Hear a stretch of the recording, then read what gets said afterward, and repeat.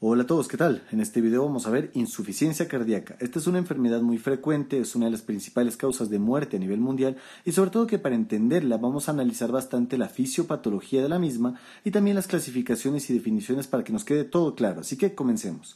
Primero que todo, ¿qué es? Es toda condición en la que el corazón no es capaz de bombear toda la sangre que el organismo necesita, es decir, que o el corazón no es muy fuerte o el organismo necesita más que lo que el corazón puede dar, o lo hace a expensas de presiones ventriculares elevadas. Entonces, ¿qué quiere decir esto? Hay una enfermedad de base o algo que daña al corazón. El corazón se vuelve insuficiente y esto se convierte en una cascada de eventos que terminan haciendo que el corazón se esfuerce más, se dañe más y lleven progresivamente a la persona a la muerte, salvo que hagamos el tratamiento oportuno. En cuanto a fisiopatología, tenemos que toda la enfermedad se origina de una lesión primaria, que la principal causa es la cardiopatía isquémica, es decir, un infarto, pero también hay otras que ya las vamos a ver. Se genera una lesión miocárdica, tenemos un corazón enfermo que inicialmente no puede utilizar la misma fuerza que tenía antes. Entonces, este pobre corazón lo que tiene que hacer es acudir al mecanismo de Frank Starling, aumentar la fuerza de contracción. Esto le sirve al inicio, pero después ya no puede más con esto. ¿Y qué es lo que pasa? Como el corazón no puede mantener la presión arterial adecuada, disminuye el aporte de oxígeno a los tejidos. Entonces, estos tejidos, o bueno, todo síntoma que provenga de esta condición le vamos a llamar síntomas anterógrados y les voy a mostrar más adelante cuáles son. Pero bueno, esta disminución de aporte de oxígeno hace que los tejidos respondan, hagan mecanismos de compensación, se activan los sistemas neurohormonales e inflamación y entonces ¿qué va a hacer el organismo? Tratar de retener más sodio y agua y aumentar la presión arterial. Mediante estos mecanismos que tenemos aquí. Por ejemplo, renina, angiotensina, aldosterona lo que hace es aumentar el sodio dentro del espacio intravascular y también aumentar la resistencia vascular periférica para que aumente la presión arterial, pero también tiene efectos deleterios como hacer remodelamiento cardíaco, ¿sí? La angiotensina va al corazón, le remodela, le hace que se haga hipertrófico. ¿Por qué? Porque esto le mejora la fuerza de contracción. Entonces, el corazón, claro, el pobrecito no puede, se hace más fuerte, se hace más grande, puede compensar esa situación en un momento, pero después esta hipertrofia es irreversible y disminuye el tamaño de la cavidad cardíaca, haciendo que la sangre que entra en la diástole sea menor. Entonces, este problema se perpetúa, o sea, el corazón ya no puede llenarse, o sea, antes no podía vaciarse, ahora ya no puede llenarse. Y también hay aumento de la retención hidrosalina, como les digo, o sea, el corazón también, los tejidos tratan de retener más sodio y agua para garantizar la presión arterial. Esto también es malo, porque si retienes más líquidos, aumenta la precarga cardíaca, o sea, toda la sangre que normalmente tenía que llegar al corazón ahora va a llegar más, haciendo que se estanque, que haya un tráfico de sangre. Esto va a generar acúmulo de líquidos en el cuerpo y esto se va a llamar, o ya les voy a poner los ejemplos, síntomas retrógrados. Todo lo que sea por aumento de la precarga, retrógrados, y por disminución de oxígeno, del aporte de oxígeno, anterógrados, ¿sí? Entonces, toda esta condición va a aumentar la presión de perfusión. Esto también va a generar aumento de la poscarga, es decir, como hay mecanismos como endotelina o la angiotensina, que ambas hacen vasoconstricción, aumentan la resistencia vascular periférica, haciendo que el corazón tenga que esforzarse más para vencer esta resistencia y enviar la sangre. Entonces tenemos un problema por los dos lados, ¿sí me entienden? Primero, porque aumenta la sangre que le llega, o sea, aumenta el trabajo que tiene que ejercer para eliminar esta sangre. Y también aumenta el trabajo que tiene que ejercer para enviarla hacia la circulación. Esto a su vez genera un aumento de requerimiento de oxígeno y bueno, como lo ves, esto es un círculo vicioso. Un corazón enfermo tiende a empeorarse más por querer compensar la situación hasta un punto en el que ya no puede más y el paciente fallece. Es decir, el corazón se va debilitando con el tiempo y el paciente con insuficiencia no se muere por la insuficiencia, sino se muere por otra condición en la cual de manera aguda el paciente necesitaba que el corazón esté bien, pero no, y esta otra condición le mató. Por ejemplo, un paciente con insuficiencia cardíaca está tranquilo con sus medicamentos y de repente le da una neumonía. Esta neumonía aumenta los requerimientos de oxígeno y como el corazón no puede, el paciente se muere por la neumonía. Más o menos funciona de esta forma. A la insuficiencia cardíaca la podemos clasificar por ciclo cardíaco, es decir, si está dañada la sístole o la diástole, por gasto cardíaco, si es que este está normal o disminuido, por tiempo, si es que se trata de una enfermedad aguda o crónica, o por cavidades afectadas, si es que se trata de una insuficiencia cardíaca derecha, izquierda o mixta, si es que es de los dos lados. Entonces tenemos primero esta clasificación. Una insuficiencia sistólica querría decir que el corazón se llena apropiadamente, pero no tiene la fuerza suficiente para eliminar esta sangre, para enviarla. Esa es la sistólica.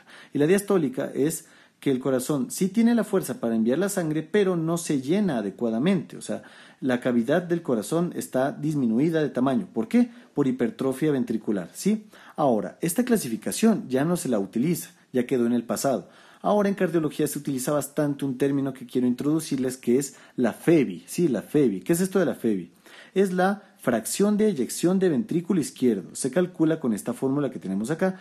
¿Y qué es a la final? ¿Qué significa? Es la cantidad o el porcentaje de la sangre que llega o que se llena el ventrículo que es eliminada, ¿sí me entienden? Es decir, un FEBI normal es aquel FEBI que supera el 50%. Quiere decir que de toda la sangre que se llena, que llega al corazón, se elimina más del 50%, y eso está bien. Si es que fuera menos del 50%, querría decir que mucha sangre se queda con cada latido, o sea, insuficiencia cardíaca. El FEBI es un importante predictor de pronóstico y también de diagnóstico temprano de insuficiencia cardíaca, así que lo vamos a manejar bastante. Esta clasificación, como les dije, ya no se usa esta. Insuficiencia cardíaca con FEBI disminuida, que vendría a ser lo mismo que la sistólica, es decir, un corazón que no puede eliminar más del 50%, y la otra es la insuficiencia con FEBI conservada, o sea, un corazón que puede eliminar más del 50%, pero el problema es que el 100% del que hablamos no es suficiente, o sea, se elimina bastante porcentaje de la sangre, pero es muy poca sangre porque las cavidades cardíacas son pequeñas, ¿sí? Esa es la diferencia. Aquí tenemos una tabla donde comparamos la insuficiencia con FEBI deprimida versus la conservada. Tenemos que la FEBI deprimida o sistólica, mal llamada, es de prevalencia mayor, es más frecuente, es cuando la FEBI está a menos del 50%, hay dilatación de ventrículos, no hay hipertrofia. En cambio la otra hablamos de que hay hipertrofia porque se reduce el tamaño de las cavidades. En cuanto a tratamiento, no voy a hablar mucho de esto porque esto lo voy a comentar mejor en la parte de tratamiento. ¿Y cuáles son las causas? Esto es lo más importante. ¿Qué genera una FEBI deprimida? La cardiopatía isquémica. Son infartos donde el tejido muerto del corazón tras el infarto se reemplaza por tejido fibrótico, el cual no es contráctil, entonces no es funcional, el corazón se vuelve inútil. También tenemos la cardiomiopatía dilatada, donde el corazón se hace delgado, grande, se estira. La principal causa de esta enfermedad es el alcohol, o sea, que el alcohólico tiene riesgo de generar insuficiencia cardíaca con FEBI deprimida.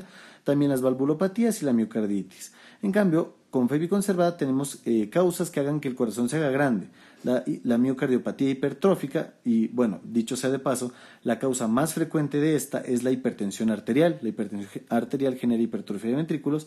La miocardiopatía restrictiva, hipertensión y diabetes, como ya dijimos, y la enfermedad pericárdica. Estas son enfermedades que generan FEBI conservada. Ahora, otra clasificación es insuficiencia cardíaca de bajo gasto versus la de gasto elevado.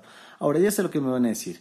En toda insuficiencia cardíaca, el gasto cardíaco tiene que estar disminuido, porque si no, no sería insuficiencia cardíaca. Pues no. En la definición que les había puesto, el corazón o no envía lo que el cuerpo necesita, o el cuerpo necesita más de lo que el corazón envía. Esa sería la diferencia. Es decir, en la insuficiencia cardíaca, en la cual el corazón es débil, o sea, no está lastimado, está dañado, es decir, gasto cardíaco disminuido, ocurre por cardiopatía isquémica, cardiomiopatía, valvulopatía, lo mismo que vimos en el anterior cuadro. Pero en cambio, hay otra condición donde el gasto cardíaco está elevado, es decir, el corazón manda una correcta cantidad de sangre, pero el cuerpo necesita más. Y aquí tenemos algunos ejemplos que son enfermedad de Paget-Óseo, el beriberi, las fístulas arteriovenosas, hipertiroidismo, la anemia, el embarazo. Todo esto, ¿qué significa? Que el corazón está bien, pero el cuerpo necesita más aporte de oxígeno que el corazón sano puede ofrecerle. Entonces, en cierta manera sí, estamos hablando de insuficiencia cardíaca. Otra clasificación que había mencionado es por el tiempo, aguda versus crónica. Que bueno, la aguda es cuando hay una condición que en ese momento afecta al aporte de oxígeno por el corazón. O sea, por ejemplo, cuando te da un infarto, tú entras en una insuficiencia cardíaca aguda. Que bueno, puede o no resolverse con el tiempo, eso ya dependerá de la FEBI, pero esa es la aguda. La crónica es cuando ya tienes un daño en el corazón permanente y el paciente vive con los síntomas de insuficiencia cardíaca para toda la vida, y estos se van empeorando con el tiempo hasta llevarle al paciente a la muerte, salvo que hagas un tratamiento oportuno. Y la otra clasificación que es muy muy importante que la entendamos, porque también sirve en la fisiopatología y para los síntomas, es la insuficiencia cardíaca izquierda versus derecha versus mixta. ¿Qué es esto? Cuando el daño cardíaco predomina en el lado izquierdo, en el derecho, o todo el corazón está dañado. Esto es muy frecuente que provenga de una insuficiencia cardíaca previa, es decir, una insuficiencia que solo es del lado izquierdo indirectamente va a generar una insuficiencia del lado derecho y viceversa. Esto por la fisiopatología, por el acúmulo del daño y de los líquidos en el cuerpo. Entonces, bueno, aquí tenemos los síntomas que les había mencionado. Cuando hablamos de insuficiencia izquierda, y bueno, voy a ayudarme un poco de esta tabla que tenemos acá, recordemos que el corazón izquierdo lo que tiene que enviar es el oxígeno hacia los tejidos del cuerpo y recibir la sangre de los pulmones. Entonces, en la izquierda, si es que hay exceso de líquido que no llega al corazón, se acumula en el pulmón y genera disnea. Y si no si no envía sangre con oxígeno al cuerpo, pues vamos a tener síntomas como uñas quebradizas, caída de pelo, oliguria porque no le llega sangre a los riñones, y bueno, todo lo que vamos a ver ahora. Y en cuanto a corazón derecho, tenemos que el corazón derecho envía sangre hacia el pulmón, que bueno, esto no genera muchos síntomas anterógrados realmente, más nos preocupa los retrógrados, toda la sangre que viene del cuerpo hacia el corazón derecho. Cuando este es insuficiente, se estanca toda la sangre y va a generar acúmulo de líquidos en el cuerpo. Va a aumentar la presión hidrostática, esto va a generar edemas en miembros inferiores principalmente, zonas de declive, y también en terceros espacios, generando ascitis, derrame pericárdico, derrame pleural. Entonces volvamos aquí a la tabla. Tenemos en la izquierda los síntomas anterógrados. En la izquierda es toda la sangre que iba hacia el cuerpo. Entonces, como hay hipoperfusión de todo el cuerpo, vamos a tener bastantes síntomas, como oliguria, porque no le llega sangre a los riñones, entonces este no tiene que eliminar. Astenia, porque si no le llega oxígeno al cerebro, no trabaja a su 100%, debilidad, porque no le llega al músculo, confusión, igual porque no le llega al sistema nervioso, insomnio, pérdida de la memoria, y puede llegar a shock cardiogénico y fracaso multiorgánico eventualmente en condiciones precipitantes, o sea, cosas que le debiliten más al paciente, como había dicho antes el ejemplo, una infección aguda. Y en la derecha, pues bueno, son poco frecuentes los síntomas por hipoperfusión pulmonar, así que frescos por ese lado. Ahora, en la izquierda, los síntomas retrógrados son todos los que se generan por que la sangre se estanca en los pulmones. Entonces tenemos congestión pulmonar, tenemos la disnea paroxística nocturna. ¿Qué es esto? Que el paciente se va a dormir, se acuesta y se despierta por la disnea, por la falta de aire. ¿Esto por qué ocurre? Porque cuando se acuesta facilita el retorno venoso, o sea, toda la sangre que viene desde las piernas, porque ya no está parado, o sea, ya llega más fácil al corazón. El corazón maneja más volumen, entonces toda la sangre se estanca en los pulmones. Tenemos ortopnea, o sea, el paciente se tiene que cambiar de posición para poder respirar, y el edema agudo del pulmón. Y bueno, en los retrógrados de la insuficiencia derecha, esto sí es importante porque aumenta toda la presión sanguínea venosa del cuerpo.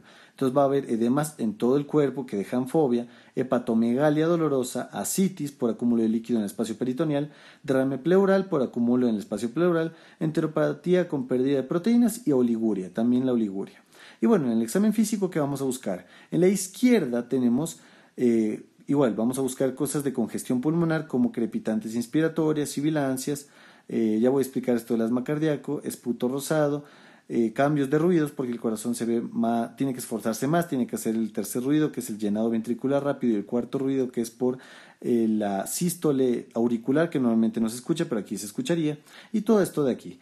Y también en la derecha vamos a tener que en la exploración física vamos a buscar signos de aumento de la presión venosa en el cuerpo. Tenemos la ingurgitación yugular, el reflujo hepatoyugular, la hepatomegalia y la PVC elevada. Y bueno, eso es todo en cuanto a clasificaciones, a definiciones. Tenemos que son 5, aquí les dejo un resumen para que recuerden, para que sepan clasificar tu paciente, cuál de todos estos encaja para saber qué tratamiento le vas a dar. Y bueno, también algo importante es que la insuficiencia cardíaca tiene estadios. Como les dije, es una enfermedad que no te coge de golpe, sino va empeorándose con el tiempo, va aumentando de estadio. Según la AJA tenemos 4. El estadio 1, que es el paciente con alto riesgo, más no tiene insuficiencia cardíaca. Tiene alguna anomalía estructural o funcional que todavía no se identifica, pero solo está en riesgo. El estadio 2 es cuando ya hay una enfermedad cardíaca estructural desarrollada, o sea que ya tiene relación con la insuficiencia, pero tampoco tiene signos ni síntomas. Cuando tenemos un estadio 3 o C, ya hay una insuficiencia con síntomas, que ya se asocia a la enfermedad estructural que la originó. Y la D, llamada también estadio terminal o etapa 4, es la enfermedad cardíaca ya avanzada, cuando los síntomas ya ocurren en reposo, es decir, estos en la C tenemos que los síntomas solo aumentan cuando el corazón aumenta la necesidad, es decir, tú sales a trotar y te coge la disnea o ese tipo de síntomas. En cambio aquí ya es un paciente que vive, que ya duerme, que ya en sus momentos de reposo tiene los síntomas. Entonces, ese es un paciente ya terminal, es un paciente que tiene que recibir tratamiento urgente y buscar un trasplante cardíaco para aumentar su pronóstico de vida.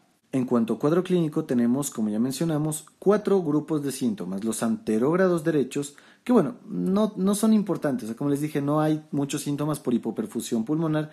Los retrógrados derechos, estos sí son importantes, son los edemas que tenemos aquí, la ascitis, el derrame pleural.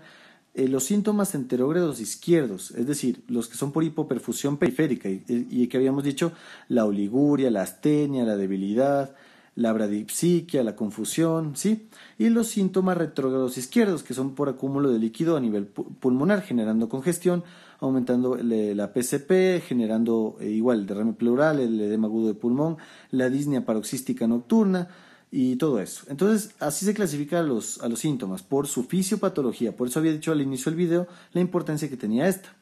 Ahora, en el examen físico vamos a buscar, en la inspección vamos a buscar cianosis, diaforesis, taquimnia, ingurgitación yugular, edema de miembros inferiores, ictericia y caquexia. ¿Por qué la ictericia? Porque la insuficiencia cardíaca termina dañándole al hígado, generando una condición que se llama cirrosis cardíaca. Cuando el hígado se daña por el aporte insuficiente de oxígeno por culpa del corazón, le vamos a acuñar este término, cirrosis cardíaca.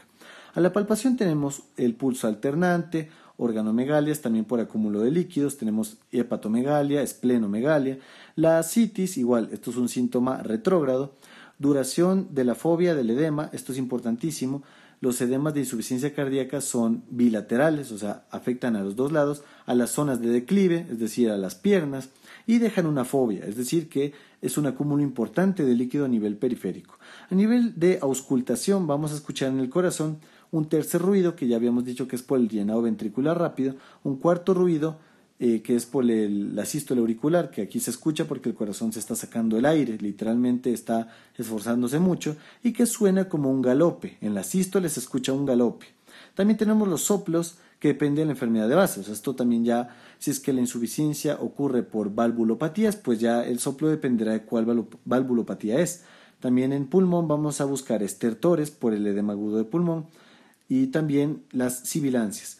Inicialmente hay sibilancias porque se acumula líquido alrededor del espacio peribronquial, haciendo que haya, principalmente en la expiración, este sonido como de un pito, como de un silbido, y esto le vamos a conocer como el asma cardial. El asma cardial solamente se presenta en las etapas tempranas de insuficiencia cardíaca, ya después se escucha solamente los estertores crepitantes. Ahora, dentro de exámenes vamos a pedir el electrocardiograma, porque este nos sirve para buscar signos de hipertrofia de ventrículo, bloqueos de rama. O sea, no es muy específico para la insuficiencia como tal, pero nos ayuda, siempre nos ayuda a ver cómo está el corazón del paciente.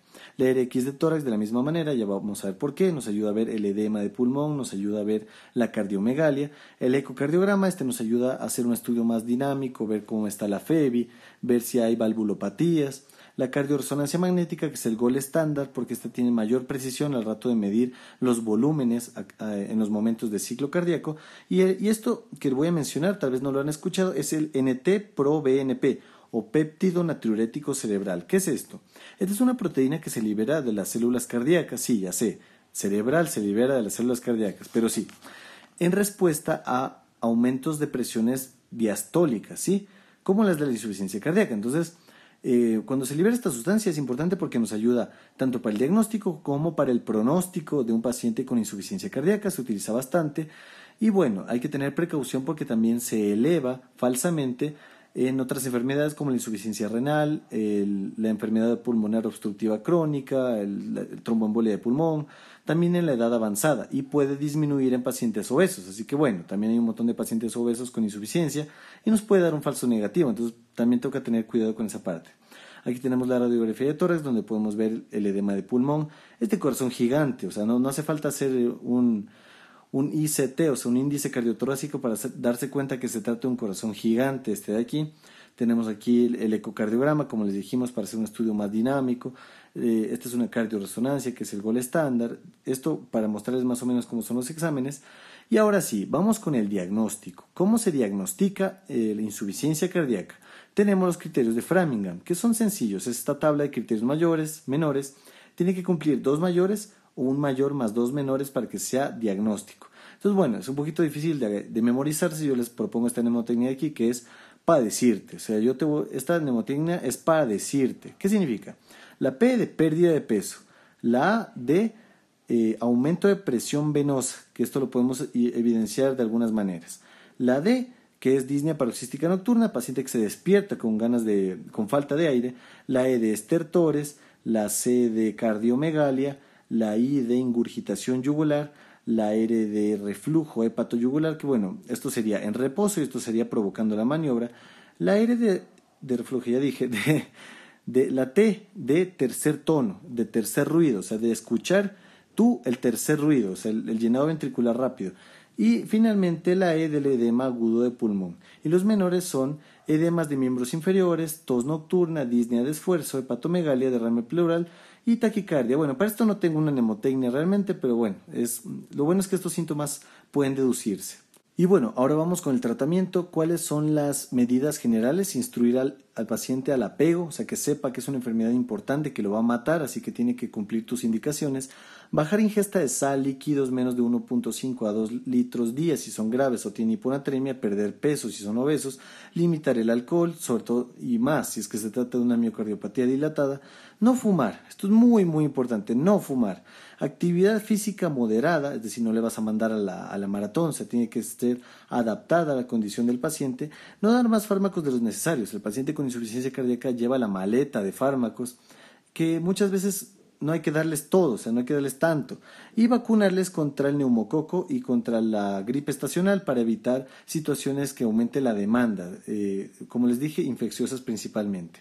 Y bueno, aquí les pongo una tabla maestra, pero es que es una tabla maestra de los tratamientos que vamos a hacer de acuerdo al tipo de paciente que tenemos. Entonces, voy a explicar esto un poquito. Aquí tenemos los 4 estadios de la AJA, lo que ya habíamos visto antes, ¿no? El alto riesgo, el que no tiene síntomas pero tiene enfermedad estructural, el que ya tiene síntomas y el que ya es estadio 4. Esa es la AJA. Y también tengo la clasificación de la New York Heart Association, que es la 1, que se corresponde con la B, que es asintomático. La 2, que es cuando es síntomas en el esfuerzo. La 3, aquí me equivoqué, es 3, sintomático con bajo esfuerzo. Y la 4 es cuando hay síntomas en reposo, igualita a la D. Las dos clasificaciones y bueno, dependiendo, ya no importa qué la clasificación, qué paciente tengas, vas a hacer lo siguiente. Cuando hay alto riesgo solo vas a hacer tratamiento de la causa de base, mejorar el estilo de vida, que no fume, que baje de peso, y se podría utilizar eventualmente IECA o ARA2, esto con el objetivo de prevenir que el sistema renina-angiotensina-aldosterona haga el remodelamiento cardíaco, es decir, aquí todavía el corazón no está remodelado, así que puedes prevenir ese mecanismo. La B vas a hacer, ya puedes dar ARAs, IECAs, más un beta bloqueador, principalmente el metoprolol, das el atenolol si es que hay un paciente con arritmias, y el carvedilol si es que hay hipertensión arterial. Estos son los fármacos que se utilizan para la B. Cuando tenemos la C, tenemos que hay que ya restringir la ingesta de sodio, la ingesta de líquidos, ya hay que dar diuréticos, IECA y beta bloqueadores, ya toca dar esta triada de fármacos, o sea, ya desde aquí ya el paciente ya está con la maleta de medicamentos. Y dependiendo del caso, o sea, ya dependiendo de la causa de base, vamos a pensar en cardioversión, en dar espironolactona, no tanto como diurético, sino para prevenir el hiperaldosteronismo, ¿sí? Más para prevenir lo que hace la aldosterona al cuerpo, y el desfibrilador implantable.